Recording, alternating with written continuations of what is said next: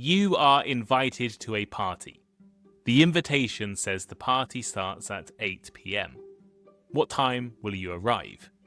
Your answer to this question has a lot to do with your culture. Some of you will have said 8 p.m. exactly, because that is when the party starts. Others will have said 7:45, because it's polite to be early. Others will have said 8:30, or 9, or later, because it's awkward to arrive too early. Your answer to my question is connected to how your culture understands time, understands the direction of time, the use of time, punctuality, and more. So today, I want to take a look at the cultural meanings of time.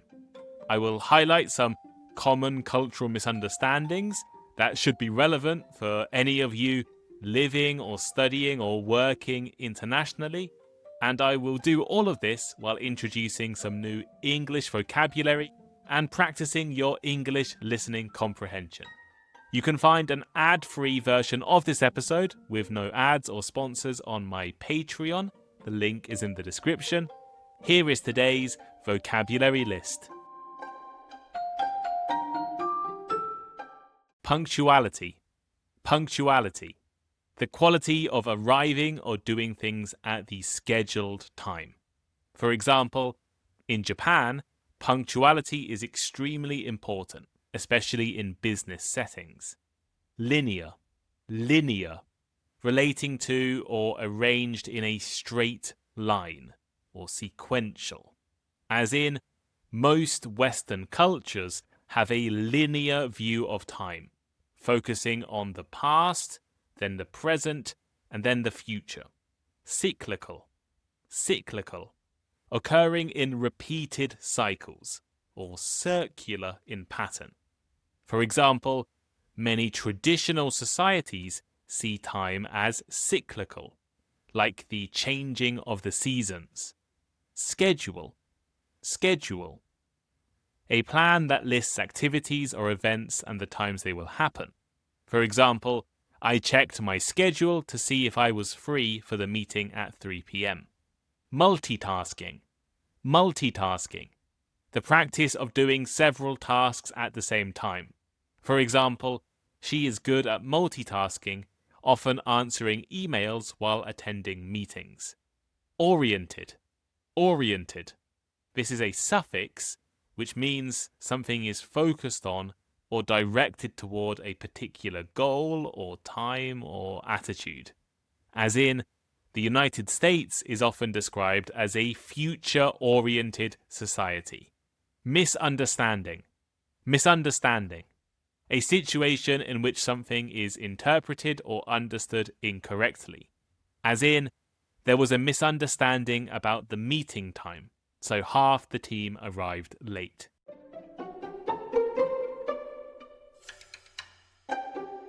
What exactly is time? This is not an easy question to answer. Time has been theorized by scientists including Einstein and Newton. It has been debated by philosophers who like to discuss whether the past and future actually exist. But for most of you listening, time is just seconds, minutes, hours. It's something we measure with clocks or with a watch and with our calendars. Time is so much more than this, though. It's not a fixed universal system. I just finished listening to the audiobook of the novel Project Hail Mary by Andy Weir, which has recently become a very successful Hollywood movie. I'll try not to spoil the plot, but in the story, the human character meets an alien species, and they don't experience time in the same way. They have to find a common time. 1 minute is 25 seconds in the alien's time system. 1 Earth day is equivalent to 4 days, 5,100 seconds in the alien system. So these characters have to come to some kind of agreement. They have to understand each other's time. And that really just reinforced to me that time is not a fixed thing. It's a social construct. It's something that we have decided. Different cultures think about and use time differently. Project Hail Mary is an extreme example, but there are much clearer examples. For instance, in some countries, time is treated like money. People talk about saving time, wasting time, spending time. Life is organized around a schedule or a deadline, and you shouldn't be late. You should attend things on time or early. But in other parts of the world, especially many African or Middle Eastern cultures, or parts of Latin America as well, time is so much more flexible. People tend to prioritize their relationships or their experiences more than the schedule. So in these cultures, being on time is less important than maybe it is in parts of Europe or North America. There is a big contrast here. In some cultures, time is something you control and manage. In other cultures, time is something you experience and share. According to the cultural researcher Richard D. Lewis, there are three main ways humans understand time. These are linear time, cyclical time, and procedural time. The word linear is used to describe something that travels in a straight line from a starting point to the end without repeating or going backwards. Think of a straight line. The word cyclical describes something that moves in a circle, like a year with 4 seasons. The seasons are cyclical. And procedural refers to a method or set of rules. You might be able to guess the meanings of linear, cyclical, and maybe procedural time from these simple definitions, but I'll explain further in any case. For the majority of you listening, you are likely most familiar with linear time. This is the idea that time moves in a straight line. It travels from the past, through the present, and into the future. The past is gone, the present is happening now, and the future is something you can plan for and control. Cultures that follow linear time tend to focus a lot on things like planning and scheduling and progress, because time is something you can organize and manage. In many Western countries, you'll hear phrases like time is money or don't waste time, because we see time as something moving forward that we have a limited amount of. Cyclical time is a very different idea. Instead of a straight line, time is seen as a circle. Think about nature. Day turns into night, which then turns into day again, which turns into night again, and then day. The cycle continues. Or spring becomes summer, then autumn, then winter, then spring again. Things repeat. In cyclical time cultures, time doesn't really have a beginning or end. It just kind of keeps moving in cycles. This way of thinking can be seen in cultures perhaps that were influenced by religions like Hinduism or Buddhism. There's an interesting linguistic example. In Hindi, the word kal can mean both yesterday and tomorrow. Like tomorrow is one day in the future and yesterday is one day in the past. In a linear time perspective, yesterday and tomorrow are very different things. But if you see time as repeating, they are less different. They are just one day away from where you currently are. And the third concept of time is called procedural time. This is not particularly common in highly developed places, but is still found in indigenous groups like Aboriginal Australians. In procedural time, you can't measure time or plan for it. It doesn't travel in a line or a circle. Instead, time is understood through events and actions.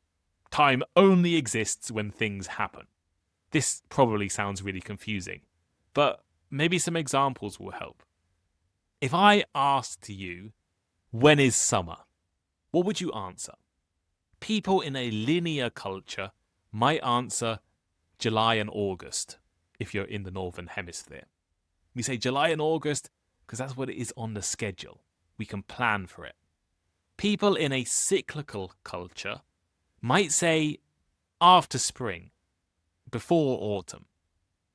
But people in a procedural culture would say something like, after the rain stops, or when a specific flower blooms, or when the river is dry. Procedural time is in response to real events, real things, not ideas. July and spring are just ideas. Months and seasons are words and concepts. They're not real things. You can't touch July, you can't touch spring, but you can touch rain, you can smell flowers, you can feel or see or experience. And so that's procedural time. Time is measured in response to real events that are happening. Something happens after something else. Okay, let's move on from these theories of time and instead think about how people use time to organize their days. One of the biggest differences between cultures is something called clock time versus event time. Clock time is what many of you will be used to.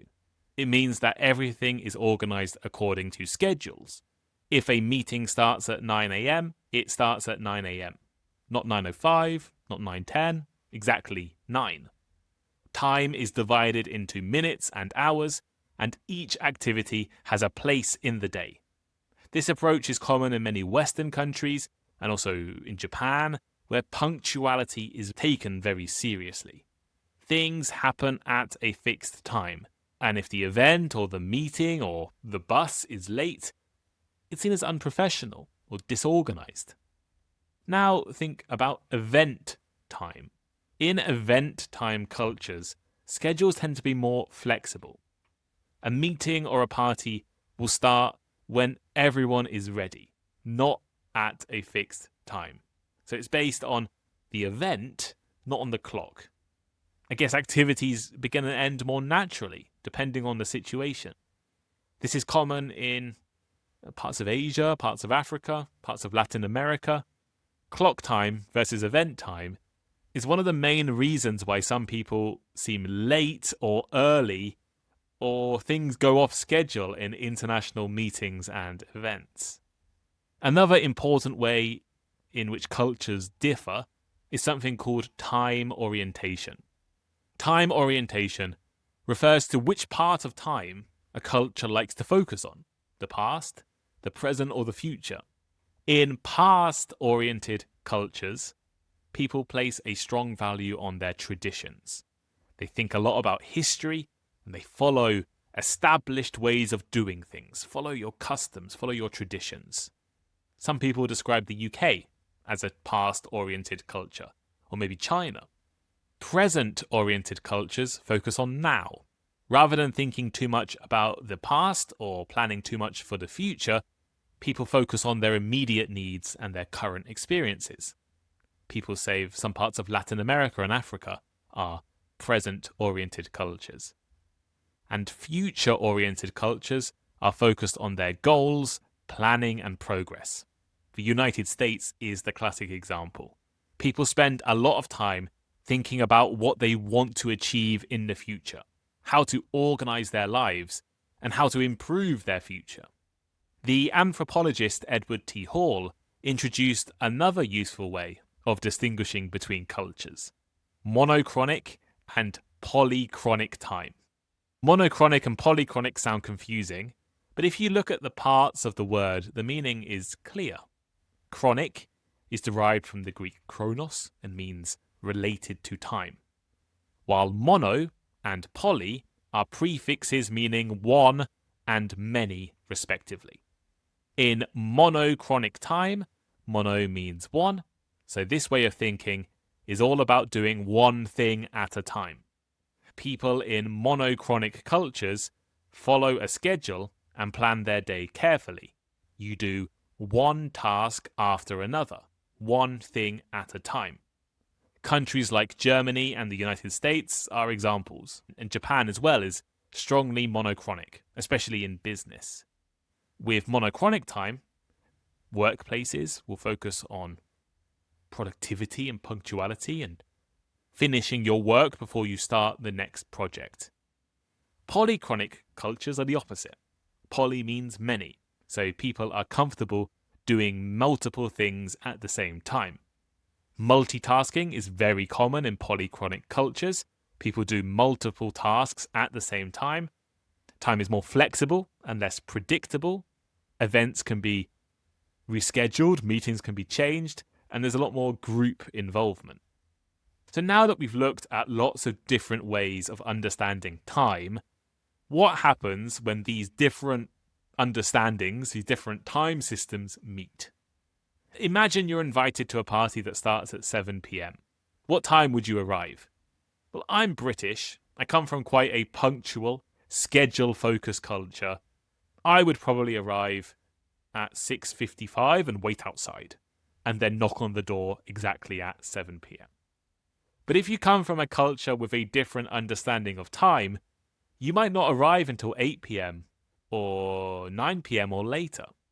And depending on where the host is from, the host of the party, they might be expecting the party to start exactly at 7 p.m. or start much later. I actually have a great example of when different time cultures clash. When I lived in Tokyo a few years ago, a Japanese friend invited me and 2 other friends to eat sushi together. My 2 friends were from Fiji in the Pacific and the Ivory Coast in Africa. We agreed to meet at 5 p.m. at a train station near where we lived. I turned up at the train station at 4:50 and met my Japanese friend at exactly 5 p.m. We sat outside the station waiting. About 45 minutes later, so 45 minutes late, my Fijian friend joined. By the time it got to 6 p.m, we hadn't heard from the friend from Ivory Coast, so we went to eat sushi. And then we went to a local bar where we had actually all met each other in the past. At 9 p.m, the friend from the Ivory Coast finally arrived.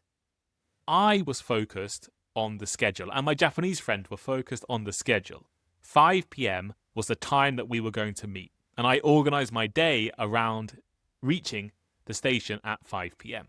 So did my Japanese friend. But my friends from Fiji and the Ivory Coast had events in their day that they had organised around. It was just a different perspective on time. In countries like Japan, the UK, Germany, Switzerland, being on time is important. In fact, arriving exactly on time can sometimes feel like you're late. Many people, including me, aim to arrive early. From my perspective, being punctual shows respect. What if the event starts exactly on time? But in other parts of the world, like Fiji or the Ivory Coast or perhaps Brazil, India, time tends to be a bit more flexible. Arriving late might be normal and not considered rude. In some cases, arriving too early can be rude, and arriving too early can be awkward. This same behaviour, being late, can have completely different meanings depending on the culture. In monochronic cultures, waiting is sometimes seen as a problem. If you have to wait for someone, for a meeting to start, or for an event to begin, it feels like you're losing time. But in polychronic cultures, waiting tends to be a bit more accepted. Waiting can also be connected to your status. The more important or the more powerful you are, the more you might keep other people waiting. So it's not always negative, it can just have different social meanings. The title of this podcast episode is probably something like, "Why are some people always late?" I've not decided yet. It's likely this title. So let me try to answer that question. If I invited you to a party at 8 p.m. and you turned up exactly at 8 or earlier, you are probably from a culture that is more linear in how you see time and more monochronic. In your culture, being early or on time is a way of being respectful and professional. You also likely look at the clock to schedule your day. If you turned up to my party late, you might come from a culture that understands time in a more cyclical or event-based way. Your time may be more present-oriented or polychronic. If you arrive late, maybe it's not a problem in your culture. Maybe it's expected. Maybe people will understand you were doing something else instead. Your schedule is just less fixed. Once you understand this, Once you understand that different cultures have different understandings of time, it becomes much easier to be flexible and less frustrated when people behave differently. It can also make it easier for you to communicate. If you know someone who comes from a culture that really focuses on punctuality, being on time, well then make an effort to turn up exactly at that time. Or if you know someone comes from a culture that's a bit more flexible, a bit less concerned about the exact time on the clock, maybe go to the party a few minutes late rather than early like I would.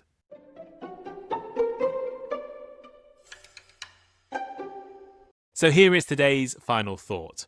This episode has tried to take a look at different cultural understandings of time. We saw how different cultures understand the direction of time, how different cultures use time differently, how different cultures look at the past or the present or the future, and how all of this can create challenges and misunderstandings. Right at the beginning of the episode, I asked you a question. You are invited to a party. The invitation says the party starts at 8 p.m. What time will you arrive? I want to know your answer. And maybe what would the average person from your culture or your country do? Would you arrive at 8 p.m., 7:45, 9 p.m.? And what do you think that says about your culture? Leave a comment on YouTube or comment on Spotify, or if you're a Patreon subscriber, comment on Patreon. Patreon is the Thinking in English community. It's where I host conversation clubs so you can practice speaking in English. Actually, we'll do a conversation club on time, maybe next week, so you can come and discuss this episode with other Thinking in English listeners. It is very affordable. It's only £11.50 a month for bonus episodes, ad-free episodes, and conversation clubs. So come and attend. Links in the description. Sign up, and hopefully I will see you all very soon. Thank you for listening, and I'll speak to you next time. Goodbye.